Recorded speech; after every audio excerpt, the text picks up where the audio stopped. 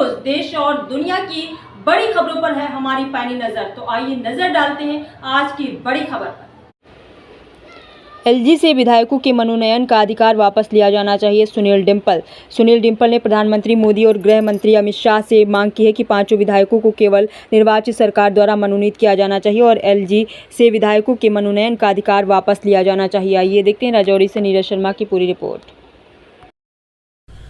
5 अगस्त 2019 के बाद जिस दौर से जम्मू कश्मीर की 1 करोड़ 30 लाख अवाम और 30 लाख पढ़े लिखे बेरोजगार नौजवान गुजरे हैं, खासतौर पे 5 अगस्त 2019 के बाद हर रोज तुगलकी फरमान और फतवे जारी करके हमें दबाया गया और यहां तक कि हमारी सारी ताकतें चीफ सेक्रेटरी और लेफ्टिनेंट गवर्नर मनोज सिन्हा साहब को दे दी। और इन बातों से निजात पाने के लिए जम्मू कश्मीर, चिनावली, पीर पंजाल तमाम मजहबों के लोगों ने असेंबली के चुनावों में ताबड़तोड़ बम्पर वोटिंग की मौजूदा सरकार से निजात हासिल कर सके और जिस बर्बादी के दौर से गुजर रहे हैं उससे निजात हासिल कर सके।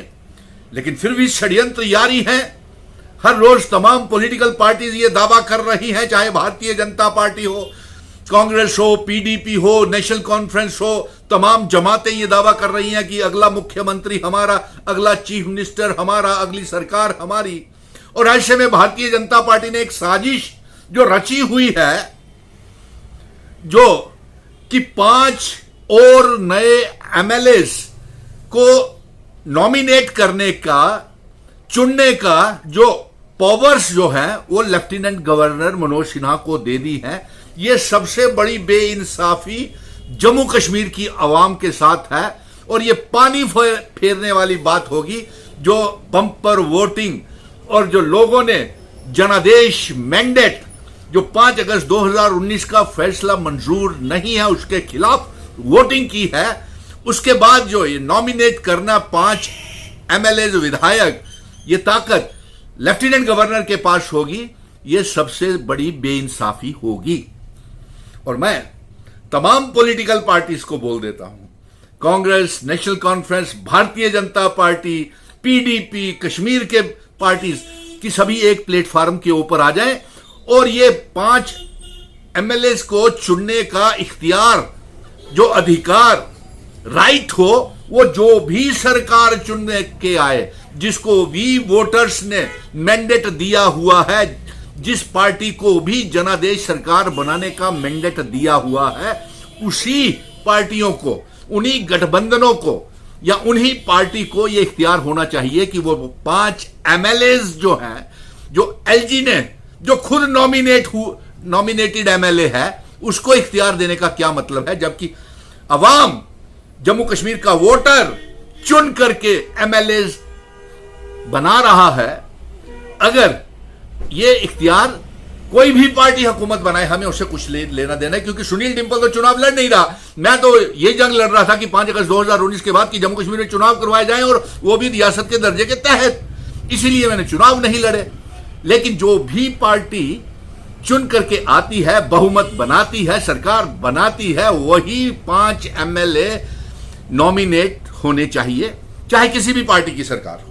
इसलिए मैं तमाम पार्टीज को कहूंगा कि जो ये मांग मैंने उठाई है कि ये नॉमिनेशन करने की 5 एमएलए की ये ताकत जो है ये पार्टियों के पास होनी चाहिए। और साथ में यह भी कह दूं कि अगर नॉमिनेट ही करने थे एलजी साहब ने एमएलए, तो चुनाव क्यों कराए? इलेक्शन कमीशन ने चुनाव क्यों कराए? करोड़ों रुपए के, हजारों करोड़ रुपया पार्टियों ने, एक ही पार्टी ने खर्च किया है, जिसको 12 से 15 सीटें आ रही हैं। और यह भी हो सकता है एक साजिश का हिस्सा हो भारतीय जनता पार्टी का कि 5 एमएलए तो हम गवर्नर एलजी साहब से ले आएंगे, अपने नंबर को कर लेंगे और बाकी खरीद फरोख्त, हॉर्स ट्रेडिंग के साथ हम सरकार बनाने का, जिस तरीके से जमाती के और इंजीनियर रशीद टेरर फंडिंग का सेपरेटिस्ट को रिहा करके उनको करोड़ों रुपए की फंडिंग करके उनसे चुनाव लड़वाए, ताकि आने वाले सरकार या वोटर्स कंफ्यूज हो जाएं। लेकिन उसका कोई असर नहीं पड़ा है। और ये जानकारी आ रही है कि 62 और 65 के बीच में नेशनल कॉन्फ्रेंस, कांग्रेस और इसकी लाइक माइंडेड पार्टीज को एमएलएस बन रहे हैं।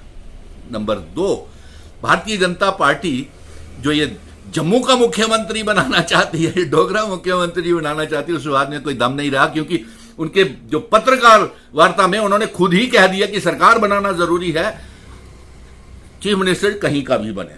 तो इसलिए मैं अवाम कल एक पैगाम भेज रहा हूं एलजी साहब को, प्राइम मिनिस्टर साहब को, होम मिनिस्टर साहब को, कि ये जो इख्तियारात है, जो नोटिफिकेशन निकली हुई है कि 5 एमएलएस एलजी बनाएगा, इस नोटिफिकेशन को रद्द किया जाए बिना समय गवाए। कांग्रेस, नेशनल कॉन्फ्रेंस, पीडीपी, यहां तक कि बीजेपी और कश्मीर के संगठन भी एक मंच के ऊपर मिशन स्टेटहुड की मांग के पीछे खड़े हो जाएं। नंबर 1।